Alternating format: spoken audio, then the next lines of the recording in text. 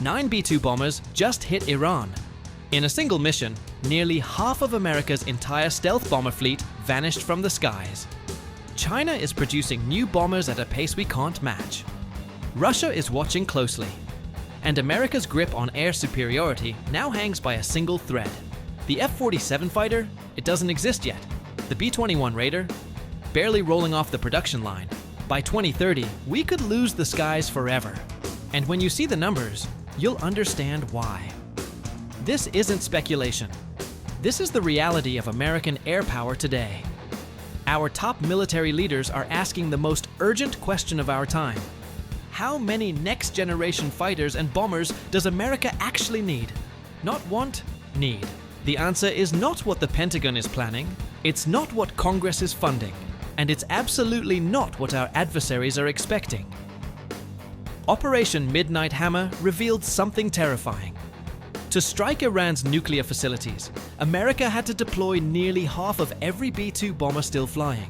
20 were built, 19 remain. 9 were used in just one operation. That single mission exposed a weakness China and Russia have been waiting to exploit. The truth is simple. The F-47 and B-21 aren't just new aircraft. They are the razor's edge between American air dominance and total defeat.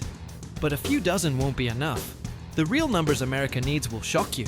If you believe America should field the strongest air force in the world, type AIR power in the comments. Let's stand with the men and women who defend our skies. Because here's the brutal truth. America's bomber fleet is dying. The average age of US bombers today? Over 40 years. Think about that. Your grandfather's Camaro is younger than many of the B-52s still flying. By 2030, America will have just 172 bombers left. And most of them will be antique B-52s and tired B-1s, aircraft that can't survive modern warfare. Against advanced air defenses, they're nothing more than targets. China knows this. They're rolling out H-6N bombers that can strike Guam and carry 6 cruise missiles each. While we're keeping museum pieces in the sky, they're building a lethal modern fleet. The B-2 Spirit was supposed to redefine air power forever. The original plan? 132 aircraft. The reality? We built just 21. 2 have already been lost in accidents. That leaves 19. 19 stealth bombers to defend an entire planet. Think about that for a second. And here's the real gut punch. Each B-2 costs $2.1 billion. That's billion with a B. More expensive than the entire defense budget of most countries on Earth. Now comes the future. America's next great air superiority weapon, the F-47. But don't think of this as just another jet.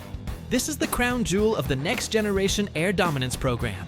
6th generation technology designed to make the F-35 look outdated. The F-47 isn't just a fighter. It's a command hub in the sky. Imagine one aircraft orchestrating swarms of drones, directing electronic warfare, and managing sensors across an entire battlefield. It's not just pulling the trigger, it's calling the plays. The quarterback of tomorrow's air war. But here's the nightmare scenario that keeps Pentagon planners awake at night. How many do we really need? Some say a few dozen will be enough.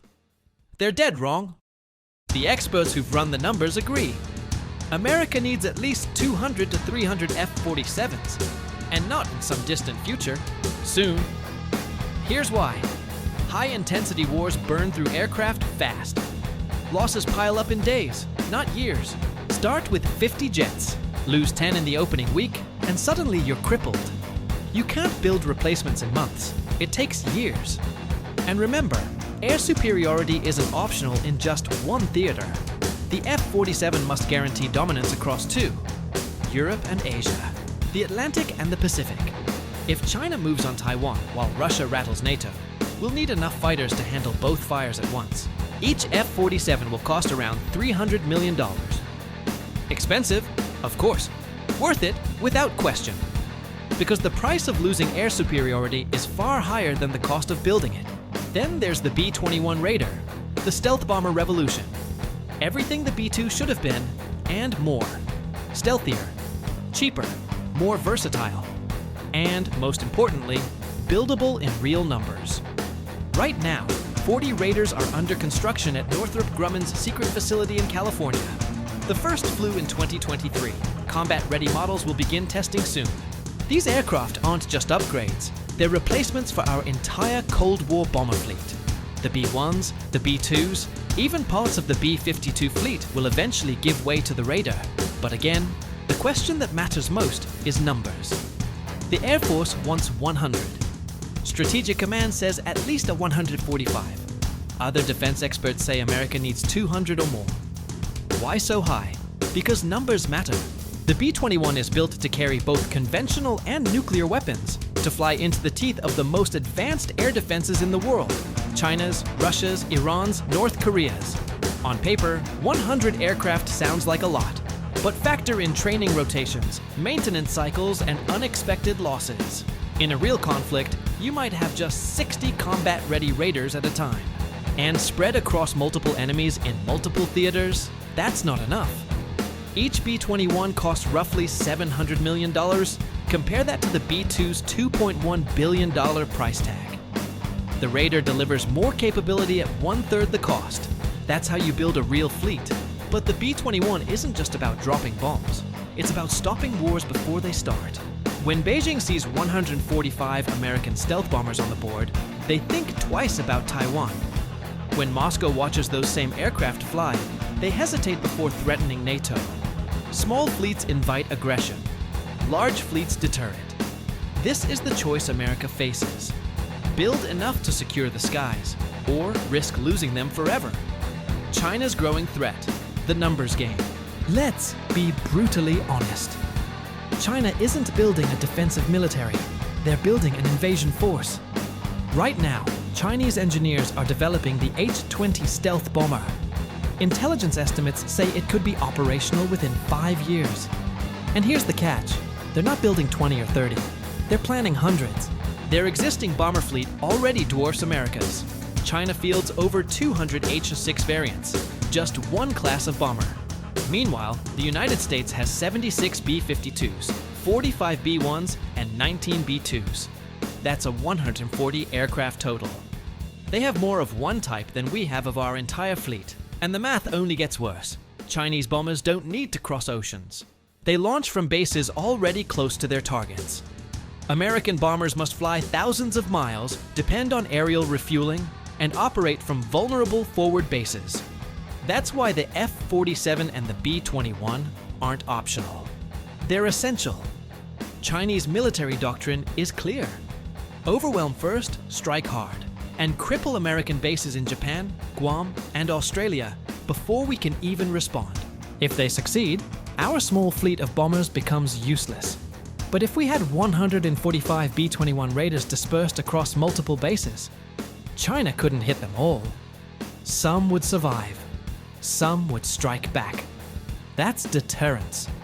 Russia's nuclear bombers. A different threat. Russia plays a different game. Their Tu-95 Bears and Tu-160 Blackjacks are designed almost entirely for nuclear war. They don't need hundreds. They need just enough to guarantee devastation. Today, Russia operates around 60 Tu-95s and 16 Tu-160s. Both regularly test American and NATO air defenses. The Tu-95 first flew in 1952, older than the B-52, but Russia keeps upgrading it with modern cruise missiles. It can now launch nuclear strikes from thousands of miles away. The Tu-160 is even more dangerous. Supersonic, long range, designed to penetrate enemy airspace and deliver nuclear warheads directly. Worse still, Russia is building a new version, the Tu-160M2, with advanced avionics and stealth upgrades. This is why America doesn't just want 145 B-21s, it needs them. Two nuclear powers, both armed with modern strategic bombers, both prepared to test our defenses at the same time. Allied expectations and the credibility of alliances. America's allies aren't just bystanders in this debate. They're depending on US air power for their very survival. NATO partners face Russian bomber probes almost daily. Tu-95 Bears routinely test British and Norwegian defenses. Tu-160 Blackjacks practice mock strikes against European targets. European nations field advanced fighters like the Eurofighter Typhoon and the Rafale. Excellent aircraft, but not designed to counter stealth fighters from China or Russia. For that mission, they need American 5th and 6th generation aircraft. In the Pacific, the stakes are even higher. Japan operates F-35s, but relies on US bombers to hold Chinese targets at risk. South Korea has modern fighters, but lacks long-range strike capacity. Australia is purchasing B-21s, but they won't be exported. For allies, seeing 200-300 F-47s and 145 B-21 bombers isn't just about hardware. It's about American commitment. It's about deterrence. It's about whether Washington is still the ally they can count on. When allies see token numbers, they see weakness. They hedge their bets. They explore accommodation with China or Russia. That's how alliances weaken. And when alliances weaken, America itself becomes more vulnerable. This isn't about dominating partners. It's about reassuring them. Strong allies make America stronger. Weak allies make everyone less secure. The true cost of inadequate numbers. Let's talk about money. The F-47 program will cost hundreds of billions. The B-21 is already pushing $200 billion. Those numbers make taxpayers and politicians nervous, and understandably so. But what's the price of losing air superiority? History gives us the answer. In 1940, France had one of the largest air forces in the world. Poor training and outdated doctrine made it irrelevant. Germany won control of the skies in weeks. France fell in 6. In 1967, Israel faced overwhelming odds. Arab air forces massively outnumbered its own. Israel struck first, seized air superiority in hours, and won the war in 6 days. Modern warfare moves even faster. Stealth, precision, and advanced sensors can decide the skies in the opening days of conflict. If America enters the next war with too few aircraft, we might never recover. It takes years to build jets. Wars today can be decided in weeks. So yes, 300 F-47s and 145 B-21s cost around $400 billion to invest. 15 years. But America's annual defense budget already exceeds $850 billion. Spread over time, this represents less than half of 1 year's defense spending. That's affordable. Losing air superiority is not. Deterrence through strength, the Reagan lesson. President Reagan understood something timeless. Peace through strength is not a slogan. It's a strategy. Enemies who see overwhelming American power choose negotiation over war. Enemies who sense weakness choose aggression. The Cold War proved the point. US bombers and strategic forces convinced Moscow that nuclear war was unwinnable. Deterrence worked. The Cold War ended without global catastrophe. But today's challenge is more complex. For the first time in history, America faces two peer adversaries at once.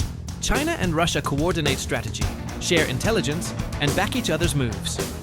US deterrence has to account for both simultaneously. That means enough F-47s to win air superiority in both the Pacific and Europe. Enough B-21s to strike key targets while maintaining nuclear deterrence. This isn't warmongering, it's peacemaking. Strong deterrence prevents war. Weakness invites it. The timeline crisis, 2030 and beyond. Pentagon planners call 2030 the danger year. By then, China's military modernization will have matured. Its invasion capabilities will peak. At the same time, America's current fleet will be aging out, less effective and more vulnerable. That gives us maybe 6 years. 6 years to build enough F-47s and B-21s. 6 years to expand production lines. 6 years to train crews and deploy these aircraft globally. The F-35 program took more than 2 decades to ramp up. The B-2 Spirit took 15 years from first flight to final delivery. We don't have that kind of time. This is why experts push for accelerated production, dual assembly lines, and realistic numbers. Building too few planes too slowly isn't just short-sighted, it's dangerous. China's planners track US procurement schedules closely. If they see token numbers and slow progress, they may conclude aggression is feasible. If they see rapid production at scale, they'll think twice. Why the numbers matter. The real question isn't whether America can afford 300 F-47s and 145 B-21s. The question is whether America can afford not to build them. These aircraft aren't just weapons, they're symbols of US technological leadership, industrial capacity, and national resolve. When US fighters dominate the skies, American diplomacy carries weight. When bombers can strike anywhere, allies feel secure. When air superiority is guaranteed, ground and naval forces can fight effectively. This is about more than fighting wars. It's about preventing them. For 70 years, American air power has kept the peace. It can do so for 70 more, but only if we invest in the right numbers. Our service members understand this. They've fought in Iraq and Afghanistan. They've seen the advantage of superior technology and the price of unpreparedness. The F-47 and B-21 aren't abstract programs. They're lessons learned, refined into combat-ready aircraft. Building them in sufficient numbers isn't optional. It's essential. The choice ahead. America is at a crossroads. We can build the Air Force we need, or the Air Force we think we can afford. Those are not the same thing. Military experts are clear. The US needs 200 300 F-47s and at least 145 B-21 Raiders. Not someday, soon. These aren't excessive numbers. They're the minimum for credible deterrence in an increasingly dangerous world. China is preparing to challenge US power. Russia is threatening NATO. Iran and North Korea are sharpening their weapons. Allies are watching. Enemies are calculating. The window is closing. The choice is simple. Build strength or accept weakness. Prepare for peace or stumble into war. Invest in deterrence now or pay the price of defeat later. Our military deserves the best. Our allies depend on us. Our adversaries are watching closely. The F-47 and B-21 aren't just aircraft. They're America's future in a dangerous century. So what do you think? Should the United States commit to these numbers? Drop a comment below and share your view. If this breakdown gave you a clearer picture of America's air power needs, please like this video and subscribe for more in-depth analysis. Your support helps us keep delivering the facts about America's defense. Thanks for watching Jet Insight. Stay strong, stay informed, and keep supporting the men and women who safeguard our freedom.